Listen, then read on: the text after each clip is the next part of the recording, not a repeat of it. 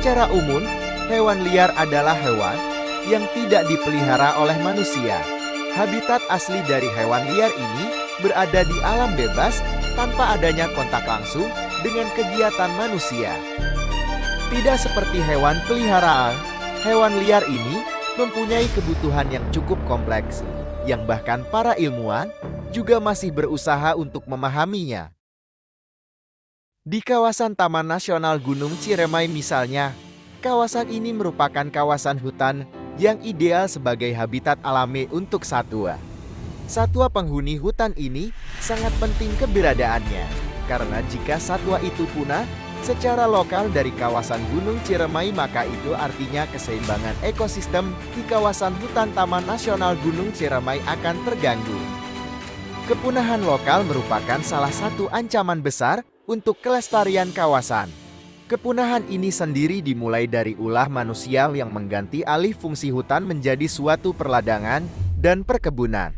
Apabila mereka sudah mengalami kesusahan untuk mencari makan dalam habitat alaminya, maka mereka akan mencari makanan di daerah sekitar hutan atau ke pemukiman penduduk yang berada di sekitar hutan. Adanya hal-hal tersebut dapat menyebabkan konflik antara penduduk setempat dengan satwa liar. Konflik antara manusia dan satwa liar terjadi akibat sejumlah interaksi negatif baik langsung maupun tidak langsung antara manusia dan satwa liar.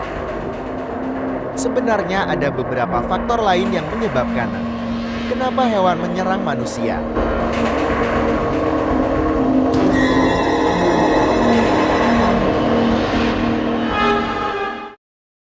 Ketakutan. Hal ini dapat menjadi pemicu hewan tersebut menyerang. Hewan berpikir sesuatu yang menghampirinya dianggap ancaman. Apalagi manusia yang berjalan menunjukkan gigi dan mata yang putih. Beberapa mungkin menghindar, seperti kera dan rusa, tapi mungkin tidak untuk harimau dan singa. Alasan kedua adalah untuk makanan. Singa adalah predator murni.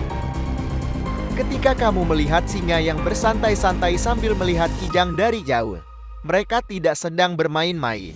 Mereka senantiasa memperbarui pengetahuan mereka tentang kebiasaan buruan mereka. Dan bukan tidak mungkin jika manusia yang menghampiri mereka dengan ceroboh masuk dalam wilayah singa akan berakhir diterkam oleh singa.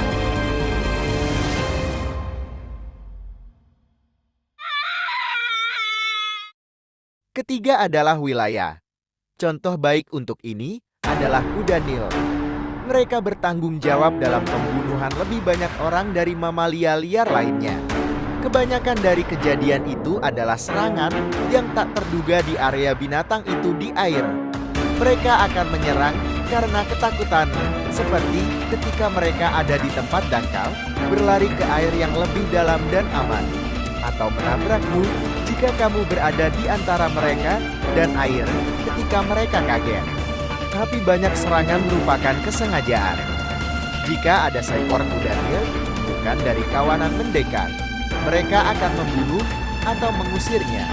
Dan mereka akan melakukan hal yang sama dengan perahu yang mendekat.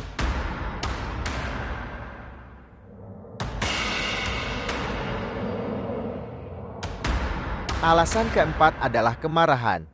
Contoh yang bagus adalah ketika gajah jantan dalam musim kawin. Hal ini disebut nustung.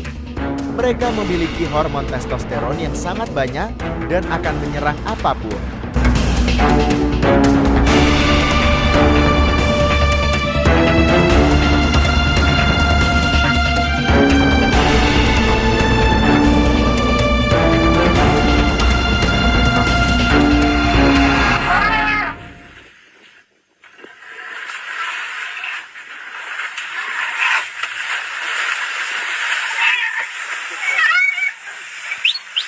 Alasan kelima adalah untuk melindungi yang masih kecil.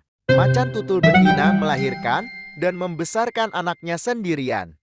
Anak-anaknya tidak berdaya dan bergantung pada susu induknya, dan saat disapi, mereka bergantung pada daging yang ditangkap induknya sebelum belajar cara berburu sendiri.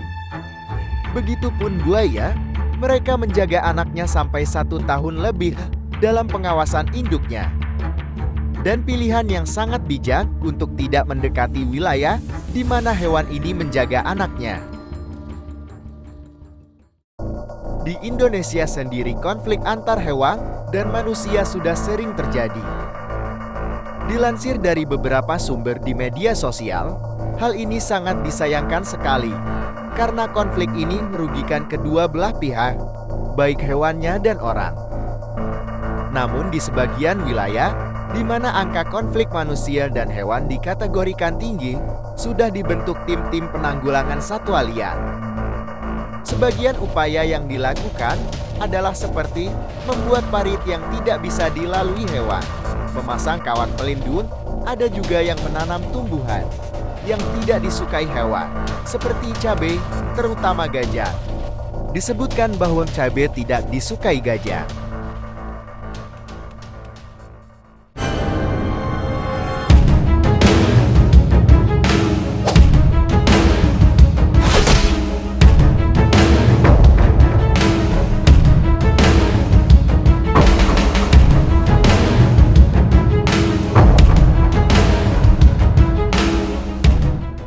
Bahaya dapat mengintai kapanpun dan dimanapun, tidak hanya dari hewan besar dan buas, melainkan juga dari jenis yang berukuran kecil.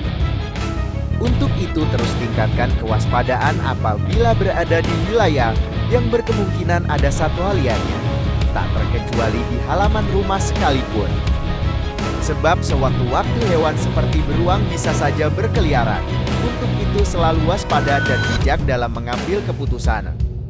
Karena pasti ada sebab hewan berperilaku demikian.